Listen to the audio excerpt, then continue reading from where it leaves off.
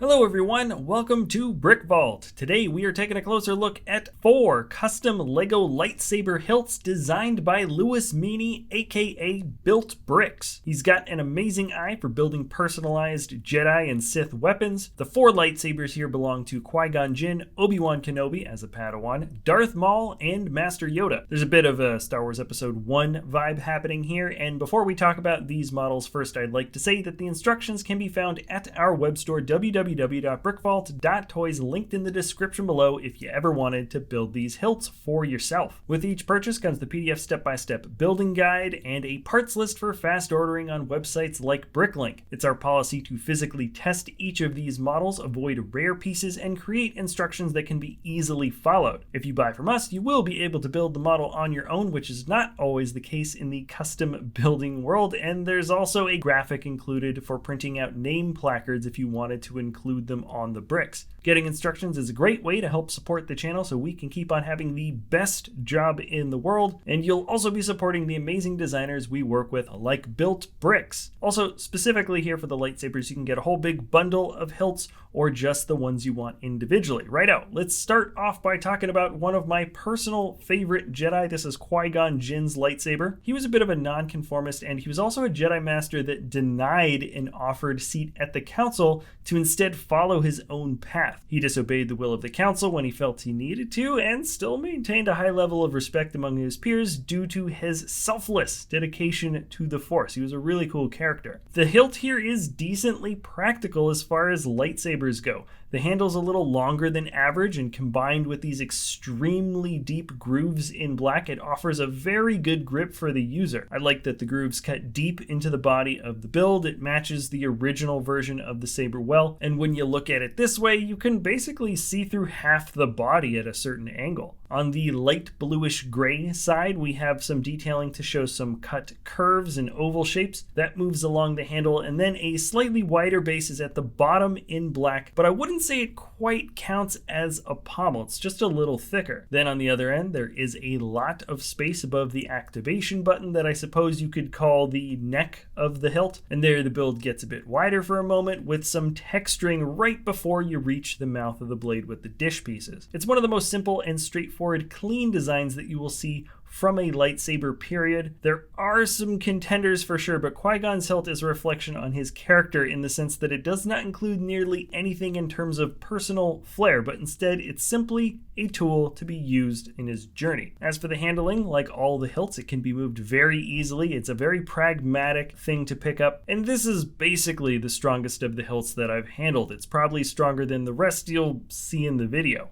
Now it makes sense to look at Obi-Wan Kenobi's Padawan lightsaber next, and because we're talking about stability, let's just jump right into the handling and see how it holds up. Easily the weakest point of this particular model is where this section attaches to the handle. It attaches by 4 studs, which is weak compared to the rest of the hilts, and that's because they mostly all just have Technic axles running through the length of their bodies. It's not terribly weak, but if you swing it around, don't blame me if the head goes flying. Outside of that, you can feel some wobble here and there up towards the top, but the connection points are quite strong. This lightsaber is interesting as its design mimics a lot of Qui-Gon Jinn's influences and doesn't really show a lot of Obi-Wan Kenobi's personal flair. That makes sense. At this time in the story, Obi-Wan is just a Padawan after all. The grip in the center has a fairly similar look to Qui-Gon's, though now some of the frame can be seen through those deep grooves. It's not quite as deep a cut. The dish at the mouth of the blade is identical to Qui-Gon's, and the same goes for the black button at the base. Though the handle is a little smaller, all in all, Maul, Obi-Wan's Padawan blade looks like something that can be reasonably wielded in combat. In fact, more so than the lightsaber he later uses as a master. Interestingly enough, there is something from this hilt that carries on over to the later Obi-Wan master design, and that is the inclusion of a true pommel at the end. It looks very different here than Obi-Wan's later pommel, but it is here nonetheless, and this build has some very interesting techniques in this section, and it kind of reminds me of the way Ahsoka's Padawan saber design came together. By the head of the hilt, we have some interesting connections on the inside to help illustrate, I think, the most complex look of the 4 different hilts that we're looking at today. The 3 equidistant strips that lead up to the top dish are cleverly connected with no sacrifice to the model's overall strength, and the black ingot pieces also help to make the finer, almost corrugated detailing pop here really well in this area. Alright, let's jump on over to Darth Maul's blade. Really changed the game, honestly, when it came to lightsaber design. Being a kid and seeing the second blade activate for the first time completely sold me on the new Star Wars franchise, and frankly, it opened up the Star Wars universe for a lot more creative saber designs in later episodes. This was the first one that really broke the mold. The saber build itself here in LEGO Bricks is done both simply, and it's also a very busy build at the same time. What you have here basically is a series of cylindrical bricks and plates put together in a specific combination to both make it structurally sound, because you got Technic axle pieces that need to match up on the inside, but the different color plates adding lines through the body add some very needed subtle color texturing. The black and dark gray lines indicate small details on the hilt that's mostly smooth,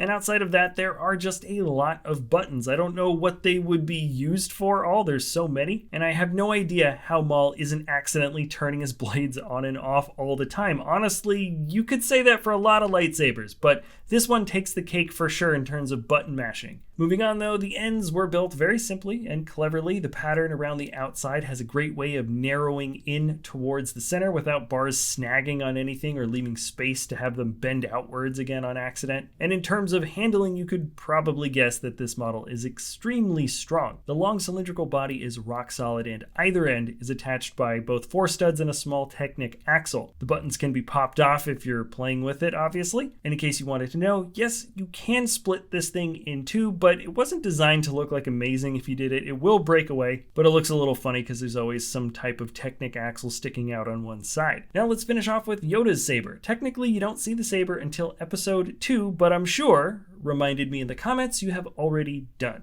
This is a small enough saber so that the Technic axles really aren't needed for overall stability for this model. You can pull it apart basically in roughly 3 equal sizes with 8 studs of connection at each of those points, and that is more than enough in terms of structural stability for any type of handling you might want to do with this particular hilt. Now for the design itself, it's actually pretty close to what Anakin's saber looks like later down the line, so it must have been loosely inspired. Or more accurately, Lucas's design team retroactively made this look similar to Darth Vader's saber. This is prevalent with the alternating black vertical detailing by the handle. Yoda has only 4 large attachments instead of several smaller ones, and also there is a similar offset guard on one side of the mouth of the blade. That too is like Anakin's and, well, eventually Darth Vader's. Anyways, that little tidbit of info aside, the build itself looks deceptively simple, but the stud reversal that you have going on because of the black center of the hilt is done with a lot of technical prowess, and ultimately it makes it easier for you to get a smooth look